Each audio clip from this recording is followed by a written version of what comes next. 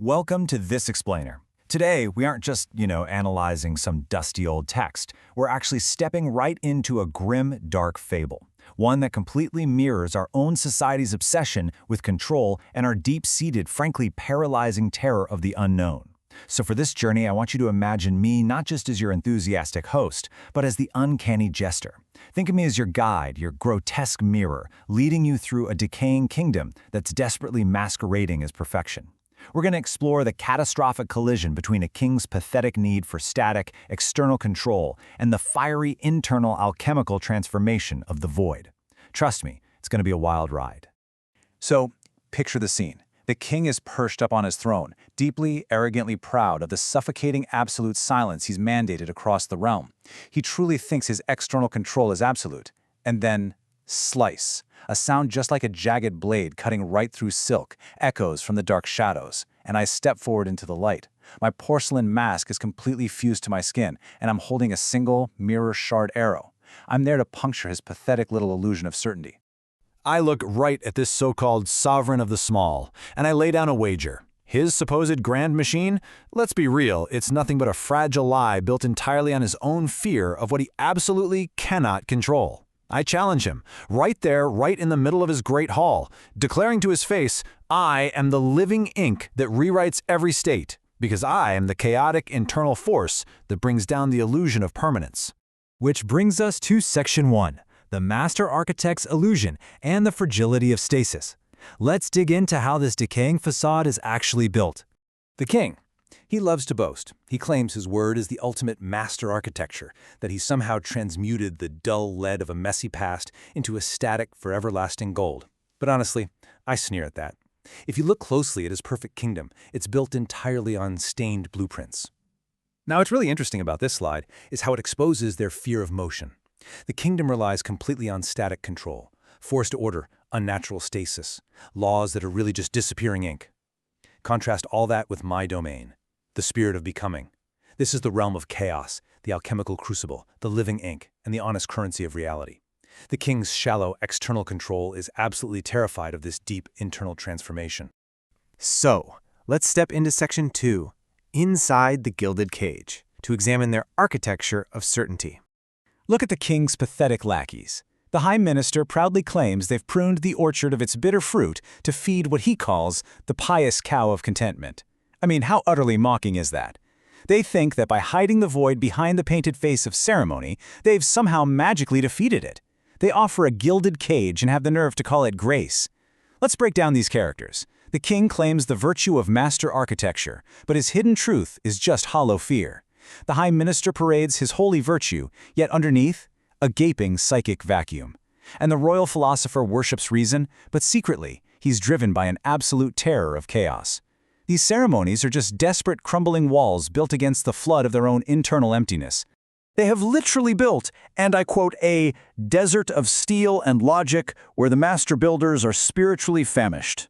Their obsession with rationalist supremacy has completely dismantled the old temples of deeper meaning, leaving them empty. Now they're just desperate, spiritually starving, and cowering behind tribalistic political banners and all this fake external scaffolding just to hide from the terrifying void within themselves.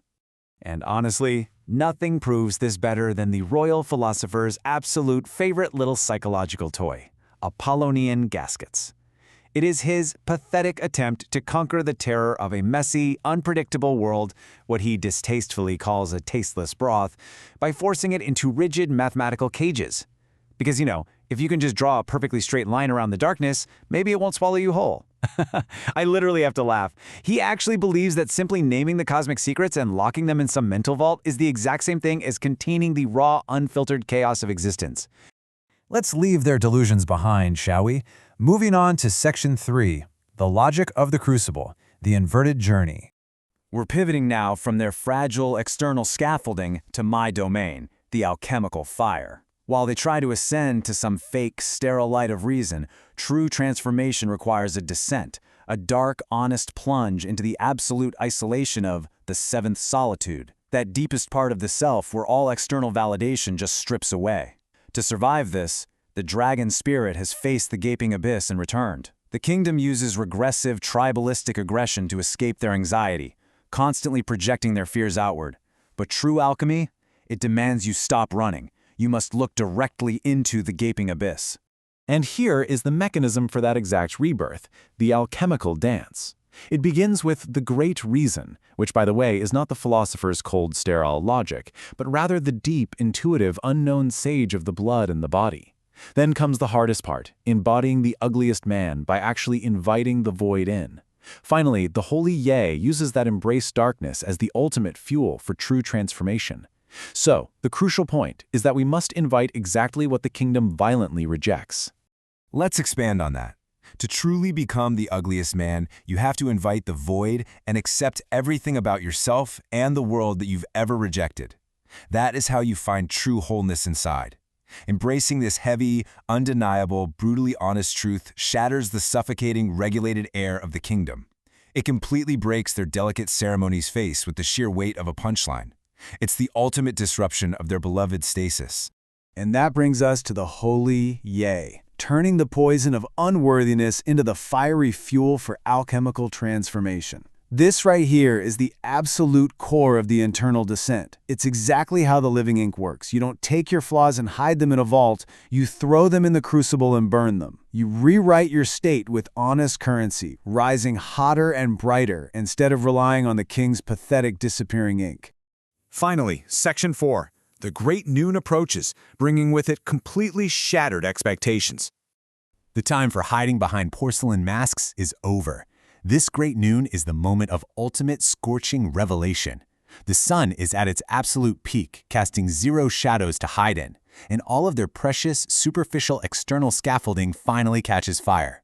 And this brilliantly illustrates the ultimate goal, ripping up the stained blueprints to write your own dark truth. Will you remain a spiritually famished seeker, just another citizen of the king's court, endlessly cowering under external scaffolding? Or will you become the courageous author of your own story? I tell the king flat out, your gilded cages are but paper in the rain. I mean, can you see it? The immediate visceral collapse of his master architecture. The roof literally caving in under the weight of reality.